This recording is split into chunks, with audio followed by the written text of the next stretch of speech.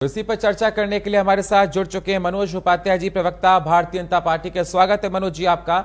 हमारे साथ जुड़ चुके हैं कीर्ति निधि पांडे, प्रवक्ता समाजवादी पार्टी के। स्वागत है कीर्ति जी आपका। हमारे साथ जुड़ चुके हैं तमजीद अहमद, प्रवक्ता कांग्रेस के। स्वागत है तमजीद जी आपका। और हमारे साथ जुड़ चुके हैं निरंजन पोद्वार, राजनीतिक विश्लेषक। स्वागत है निरंजन जी आपका। चारों मेहमानों का स्वागत। निरंजन जी, मेरी आवाज आपको मिल रही है? जी आ रही है। निरंजन जी, आपने सुन लिया होगा सभी लोगों को। अब सवाल मेरा आपसे है कि 2024 बहुत महत्वपूर्ण है। 2024 में सबसे बड़ा चुनाव लोकसभा चुनाव है और उसके साथ साथ 8 राज्यों में विधानसभा के भी चुनाव हैं। और जिस प्रकार से देखा जाए लोकसभा चुनाव को लेकर, जहां बीजेपी 400 पार की बात कर रही है, कांग्रेस ने 255 का लक्ष्य रखा है और अभी देखा जा रहा है कि सीट शेयरिंग को 20 तारीख को लेकर बात बनेगी। जो इंडी गठबंधन है वो अपनी बात कर रहा है, बीजेपी अपनी बात कर रही है। बीजेपी साउथ में जाकर भेजना चाहती है, दुर्ग को साउथ के। और ये अलग अलग बातें निकल कर आ रही है 2024 के चुनाव को लेकर, क्योंकि जिस प्रकार से देखा जाए सभी ने अपनी तैयारियां शुरू कर दी हैं 2024 के चुनाव को देखते हुए। क्या मायने लगाए जाएं, क्या कयास लगाए जाएं? देखिए सुनील जी, एक चर्चित फिल्म का डायलॉग है कि दंगल जीतने से पहले डर से जीतना पड़ता है। और यहाँ पे मेरे हिसाब से कहीं ना कहीं इसका बहुत बड़ा मायना है कि जिस तरीके से आप देख रहे हैं कि अभी मैं बात करूंगा 2023 के अंदर जो 5 राज्यों के विधानसभा चुनाव हुए और इन 5 राज्यों के विधानसभा चुनावों के बाद में चुनावों के अंदर खासकर मैं हिंदी पट्टी की बात करूंगा। हिंदी पट्टी के अंदर जिस तरीके से केंद्र सरकार ने यानी कि बीजेपी के केंद्रीय नेतृत्व ने प्रदेश नेतृत्व को पीछे करके अपने आप को आगे किया और कहा कि भाई आप मोदी जी की गारंटी पे वोट दीजिए। यानी कि कहने का तात्पर्य ये है, एक मान के चलिए सत्ता का सेमीफाइनल जिसको कहते हैं वो बनाने का प्रयास किया। अन्यथा जो राज्यों के चुनाव होते हैं वो राज्य इकाइयां उसके ऊपर लीड करती हैं, लेकिन यहाँ पे इन्होंने केंद्र ने लीड किया और उसके बाद में जो चुनाव परिणाम आए वो सबके सामने है। तो इस चीज से एक चीज तो प्रमाणित हो गई कि एंटी इनकम्बेंसी यानी कि जनता की जिसको कहते हैं नाराजगी या जनता का आक्रोश सरकार के प्रति, वो तो नहीं नजर आया। अब दूसरी चीज होती है किसी भी सत्ता को बदलने के लिए या किसी भी सरकार को हटा करके दूसरी सरकार अगर जीतना चाहती है दूसरी पार्टी, तो दूसरी चीज ये होती है कि भाई उससे बड़ा नैरेटिव आप अपने आप का खड़ा करो, यानी कि जनता के सामने एक बड़ा नैरेटिव खड़ा करो और जनता उसके ऊपर भरोसा करे।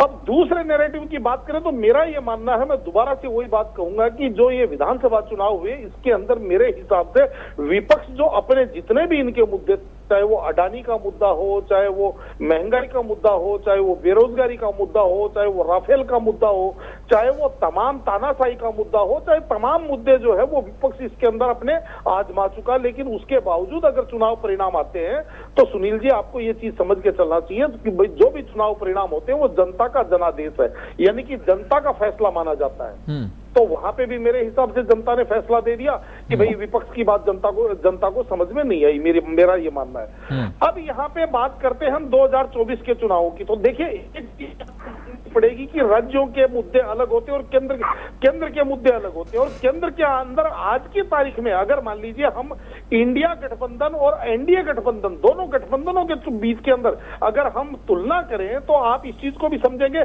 कि जनता पिछले कई वर्षों से हम देख रहे हैं कि लगभग आप ये मान के चलिए 10-12 वर्षों से एक भारत के अंदर राजनीति में ऐसा ट्रेंड आ गया कि जहां भी सरकार बन रही है पूर्ण बहुमत की सरकार बन रही है, यानी कि जनता अब जो जोड़ तोड़ की सरकारें हैं उनसे जनता मेरे हिसाब से अब आजीज आ चुकी।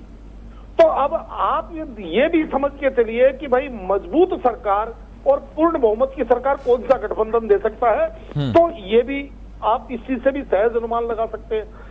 अब यहाँ पे इंडिया गठबंधन की सीट शेयरिंग की आप बात कर रहे हैं तो देखिए ऐसा है कि कांग्रेस के जो विद्वान लोग हैं वो ये बात तो कहते हैं कि हम बहुत मजबूती से चुनाव लड़ रहे हैं, हम बहुत मजबूत हैं चुनावों के अंदर, लेकिन मेरे को ये चीज समझ में नहीं आई कि कांग्रेस मजबूत है कहां पे। क्योंकि अगर मैं बात करूं राज्योवार तो थोड़ा सा मैं आपके सामने एक सैंपल रखना चाहूंगा। बिहार के अंदर आज कांग्रेस को 4 से 5 सीटों के लिए कहा जा रहा है और कांग्रेस 8 सीटें मांग रही है। बंगाल के अंदर ममता बनर्जी कह रही है कि हम केवल 2 सीटें देने के लिए तैयार हैं। उत्तर प्रदेश की बात करें तो अखिलेश जी ने कहा कि हमारे पास केवल 12 सीटों की गुंजाइश है, बाकी की सीटों के ऊपर हमने अपने कैंडिडेट तैयार कर रखे हैं।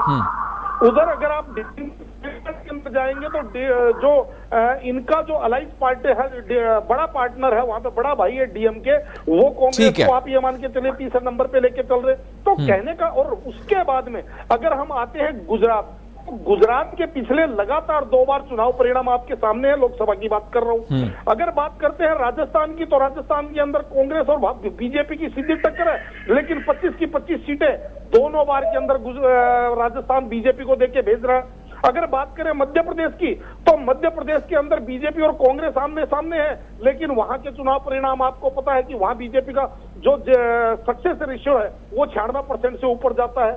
ठीक है सर। तो मेरा कहने का तात्पर्य ये है, ठीक है, उसके बावजूद भी अगर लड़ने की बात करते हो तो मैं ये मानता हूं कि लड़ते हुए दिखना चाहते हैं। बाकी अब मेरे हिसाब से ठीक है सर। निरंजन जी, मेरी आवाज आपको मिल रही है सर? जी, सुना आपने 2024 के लोकसभा चुनाव को लेकर जिस प्रकार से तैयारियां चल रही। सवाल सर मेरा आपसे यही है, जहां बीजेपी 400 पार के लक्ष्य को लेकर बीड़ा उठाए हुए है और लगातार जिस प्रकार से देखा जा रहा है कि उनकी संकल्प यात्रा चल रही है, बीजेपी कह रही है कि हमको अच्छा जनता का समर्थन मिल रहा है, वहीं विपक्षी गठबंधन अभी तक ये कह रहा है कि हम सरकार को आने वाले समय में विपक्षी गठबंधन की सरकार बनेगी।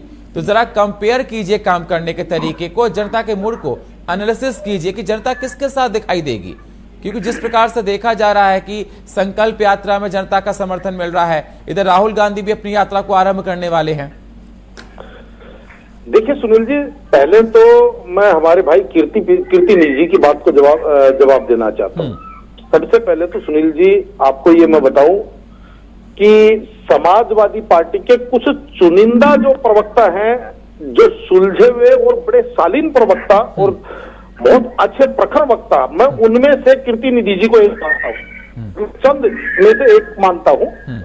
और इन्होंने जिस तरीके से मेरे विश्लेषण के ऊपर, या मान लीजिए मैंने जो अपना गुणा भाग अपना ज्ञान जो बताया, उसके ऊपर जब इनको आपत्ति है तो कीर्ति निधि जी, मैं निश्चित रूप से आपके सुझाव का बड़ा आदर करता हूं और मैं दोबारा से इसको रिव्यू जरूर लूंगा। लेकिन कीर्ति निधि जी, यहाँ पे समस्या ये है कि अगर मुझे मूल्यांकन करने के लिए, अगर मैं सारी चीजों का भूत भविष्य वर्तमान सारी चीजों का अगर मैं गुणा और आंकड़ा लगाता हूं, तो मैं चाह करके भी कोई चीज काट नहीं सकता। आपको मैं बताऊं, जिस तरीके से यहाँ पे साउथ की बात चल रही है सुनील जी, दक्षिण की बात चल रही है, तो आपको एक चीज और समझनी चाहिए कि 2019 के अगर मैं आंकड़े को उठा करके देखूं तो 2019 के आंकड़ों के अंदर 116 सीटें जो दक्षिण से आती हैं, उनमें से 25 सीटें भारतीय जनता पार्टी 19 में भी जीत करके गई थी, और ये 2, 4, 5 सीटों की बात कर रहे हैं।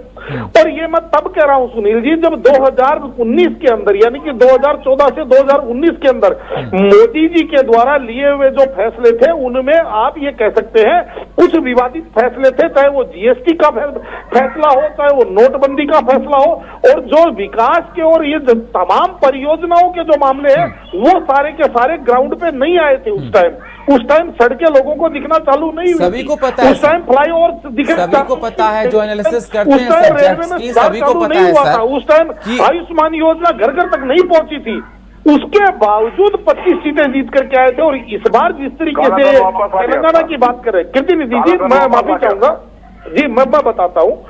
अच्छा, तीसरी बात सुनील जी, आपको मैं आंकड़ों के आधार पर बात कर रहा हूँ, मैं बता रहा हूं आपको। तीसरी बात सुनील जी, मैं आंकड़ों की बात कर रहा हूं। आंकड़ों की बात में अगर आप देखेंगे तो जिस तेलंगाना में हार की बात कर रहे हैं, उस तेलंगाना में भारतीय जनता पार्टी को 7% से 14% वोट पे चली गई। अब अगर इस हार मानते हैं तो देखिए ये इनका सुनील जी 10 सेकंड का और टाइम हो जल्दी से। हाँ, तो रही बात कर्नाटक की, तो कर्नाटक विधानसभा चुनावों के अंदर भारतीय जनता पार्टी का वोट परसेंटेज इंटैक्ट था, और उसके बाद में भी एक डेवलपमेंट वहां पे और हुआ है, और वो ये कि उस चुनावों के बाद में, विधानसभा चुनावों के बाद में जेडीएस के साथ भारतीय जनता पार्टी ने कोलैबोरेशन कर लिया वहां पे, यानी गठबंधन कर लिया, यानी कि 13% वोटों का और इजाफा अगर आप मानकर चल सकते हैं। और तीसरी और सबसे महत्वपूर्ण बात यहाँ पे कीर्ति निधि जी, इस बात को कैसे झुठलाया जाता है, झुठलाया जा सकता है कि 2019 के चुनाव में भारतीय जनता पार्टी 406 सीटों पे चुनाव लड़ी थी और 224 सीटों पे 50% से ज्यादा वोट लेकर के चुनाव जीते थे। ठीक है सर, ठीक है निरंजन जी। निरंजन जी जल्दी से फाइनल कमेंट सर, जल्दी से, 10 सेकंड में, मेरे पास समय बहुत कम है। मेरा तो निवेदन केवल एक ही है सुनील जी, और वो ये है कि विश्लेषकों में, मीडिया में, सिस्टम में इनमें कमियां निकालने की बजाय एक बार स्वयं का आईना साफ करके देख लीजिए, क्योंकि यही गलती मैं बार बार करता रहा, धूल माथे पे थी और आईना साफ करता रहा। ठीक है सर, बहुत बहुत शुक्रिया सभी मेहमानों का हमारे साथ चर्चा में जुड़ने के लिए। कीर्ति जी आपका, अहमद साहब आपका, और मनोज जी आपका, कीर्ति जी आपका, तमजीद जी आपका और निरंजन जी आपका, सभी मेहमानों का बहुत बहुत शुक्रिया।